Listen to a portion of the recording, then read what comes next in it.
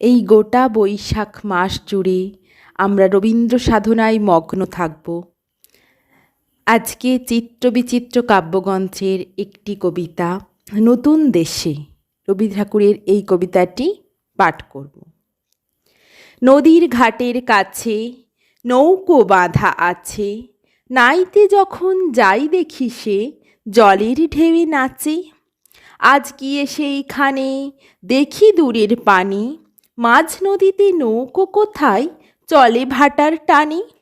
জানি না কোন দেশে পৌঁছে যাবে শেষে, সেখানেতে কেমন মানুষ থাকে কেমন বেশে। থাকি ঘরের কোণে সাত জাগে মোর মনে, অমনি করে যাই ভেসে ভাই নতুন নগর বনে। দূর সাগরের পারে জলের ধারে ধারে নারিকেলের বনগুলি সব দাঁড়িয়ে সারি সারি।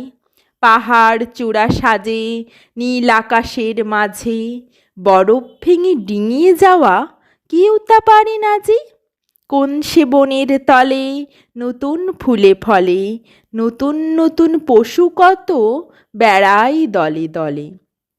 কত রাতের শেষে নৌকো যে যায় ভেসে, বাবা কেন আপিসে যায়, যায় না নতুন দেশে।